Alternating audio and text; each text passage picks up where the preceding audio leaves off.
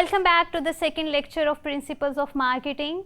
Now moving on to the next step of marketing process, we will see how marketing management helps in designing a customer value driven marketing strategy. We define marketing management as the art and science of choosing target markets and building profitable relationships with them. The marketing manager aims to engage, keep and grow target consumers by creating, delivering and communicating superior customer value. To design a winning marketing strategy, the marketing manager must answer two important questions. Number one, what customers will we serve? Like what's our target market? Simply it refers to selecting customers to be served. And how can we serve these customers? Best that simply means choosing the value proposition. The idea is simple. Companies cannot serve all customers in every way. By trying to serve all customers, they may not serve any customers well. Instead, the company wants to select only customers that it can serve well and profitably. That's why they need to carefully choose who they will serve and how they will serve them in a way that delivers superior value compared to competitors. This process begins with market segmentation, where companies divide the market into smaller groups of consumers with similar needs, behaviors or characteristics. For example, in Pakistan, Coca-Cola may segment the market by age groups, teenagers, young adults and elderly persons. Market segmentation is followed by market targeting, where companies decide which segments to target. Marketing managers must decide which customers they want to target and on the level, timing and nature of their demand. Simply put, marketing management is customer management and demand management. For example, a local clothing brand like Generation may focus on young, middle-class women who prefer affordable yet stylish clothes. While choosing the value proposition, company has to consider what makes them different from the competitors. A brand's value proposition is the set of benefits or values it promises to deliver to consumers to satisfy their needs. Offering what your competitor cannot to fulfill the customer's needs is known as differentiation. For example, Emirates Airlines differentiates itself through luxury services while AirBlue focuses on affordability and convenience. Eventually, companies position themselves in the minds of customers, meaning how they want customers to think about their brand, and that is known as positioning. This is what Emirates has done through provision of its premium services, that whenever its passenger thinks of traveling under maximum comfort, Emirates hits his mind instantaneously. The overall schemes for designing customer value driven marketing strategy could be summarized under STP umbrella, that stands for segmentation, targeting and positioning. Once it is done correctly, companies don't just sell products, rather they create long-term value, satisfaction and customer loyalty. So next time, while thinking about launching an online grocery application, what you need to apply is STP technique to have a clear picture of the exchange of value between you and your customer. The last topic for today's discussion is the changing marketing landscape. In this section, we will examine the major trends and forces that are changing the marketing landscape and challenging marketing strategy. We will look at 5 major developments. Number 1, the digital age. Number 2, the changing economic environment. Number 3, the growth of not-for-profit marketing. Number 4 is rapid globalization. And the last one is call for sustainable marketing practices. The digital age. Online, mobile and social media marketing. The explosive growth in the digital technology has fundamentally changed the way we live, how we communicate, share information, access entertainment and shop. Welcome to the age of the Internet of Things, a global environment where everything and everyone is digitally connected to everything and everyone else. More than 3.3 billion people, 46% of the world's population, are now online. 64% of all American adults own smartphones. These numbers will only grow as digital technology rockets into the future. Digital and social media marketing involves using digital marketing tools such as websites, social media, mobile ads and applications, online video, email, blogs and other digital platforms to engage consumers anywhere, anytime via the computers, smartphones, tablets, internet-ready TVs and other digital devices. These days, it seems that every company is reaching out to customers with multiple websites, newsy tweets and Facebook pages, viral ads and videos posted on YouTube, rich media, emails and mobile apps that solve consumer problems and help them shop. At the most basic level, marketers set up company and brand websites that provide information and promote the company's products. Many companies also set up branded community sites where customers can congregate and exchange brand-related interest and information.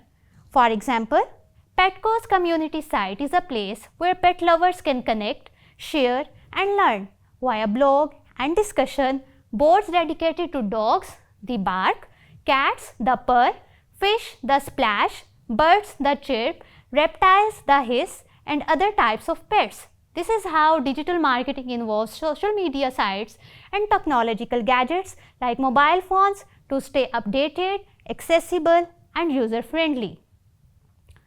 The changing economic environment forces consumers to bring their consumption back in line with their incomes and rethink their buying priorities. When the economy changes, so does marketing. In a strong economy, customers spend freely on luxuries. In a weak economy, they demand value for money. Successful marketers adjust by offering affordable, practical and innovative solutions. When inflation rises or income levels fall, customers become price sensitive. They prefer value for money products and cut back on luxuries. For example, when inflation is at peak, then Pakistani families shift from KFC to local fast food chains. Similarly, any change in economy also changes spending patterns, as in tough times, people prefer to buy only utilities rather than spending on luxuries. In such times, companies tend to introduce innovation to make the product attractive yet cheaper. For example, Suzuki's small cars, Infinix budget smartphones, or Moblink's low-cost bundles are all examples of catering to the prevailed market needs with fluctuation in economy. As they are redefining their customer relationships, marketers are also taking a fresh look at the ways in which they relate with the broader world around them through rapid globalization, as it is one of the new marketing landscape in today's world marketing. In today's world, marketing has connected the whole globe together. Today, almost every company, large or small, is touched in some way by global competition. A neighborhood florist buys its flowers from Mexican nurseries, and a large US electronics manufacturer competes in its home markets with giant Korean rivals. Nowadays, companies do not confine locally, but they compete globally. The users of any product compare their items with that of international brand. For example, a Q-Mobile user compares the phone features of his phone with Samsung to analyze its productivity and usefulness. In recent years, marketing has also become a major part of the strategies of many not-for-profit organizations such as colleges, hospitals, museums, zoos, symphony orchestras, foundations, and even churches. The nation's not-for-profits face stiff competition for support and membership. Sound marketing can help them attract membership, funds, and support. For example, not-for-profit St. Jude Children's Research Hospital has a special mission: finding cures, saving children. It directly serves some 7,800 patients each year, plus countless thousands more through its affiliation and clinical trials in places across the country and around the world. families never receive a bill from St. Jude for treatment, travel, housing or food.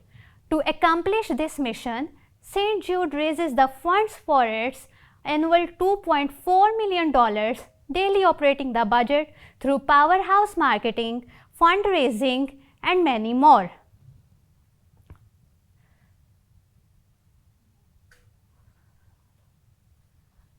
Fundraising efforts include everything from public service announcements, celebrity endorsements, and corporate partnerships. It shows that marketing is no longer limited to business, rather NGOs, universities, hospitals, and even governments use marketing. Polio eradication campaigns in Pakistan is one of the examples where a not-for-profit mission uses marketing tools to spread awareness. Marketers are re-examining their relationships with social values and responsibilities and with the very earth that sustains us. As the worldwide consumerism and environmentalism movement's nature, today's marketers are being called on to develop sustainable marketing practices. Corporate ethics and social responsibility have become hot topics for almost every business, and few companies can ignore the renewed and very demanding environmental movement. Every company action can affect customers' relationships. Today's customers expect companies to deliver value in a socially and environmentally responsible way. Forward-looking companies, however, readily accept their responsibilities to the world around them. They view sustainable marketing as an opportunity to do well by doing good. They seek ways to profit by serving immediate needs and the best long-run interests of their customers and communities. For example, to fulfill corporate social responsibility, McDonald's uses paper straws to avoid plastic pollution. So what is marketing? Pulling it all together is the process of engaging customers and building profitable customer relationships by creating value for customers and capturing value in return. The first 4 steps of the marketing process focus on creating value for customers. The most important step in the marketing process involves building value-laden, profitable relationships with target customers. Throughout the process, marketers practice customer relationship management to create customer satisfaction and delight. However, in the face of today's changing marketing landscape, companies must take into account 3 additional factors. In building customer and partner relationships, they must harness marketing technologies in the new digital age, take advantage of global opportunities, and ensure that they act sustainably in an environmentally and socially responsible way. In the next class, we will be diving into marketing environment to understand how different environments impact marketing activities. Thank you for your time.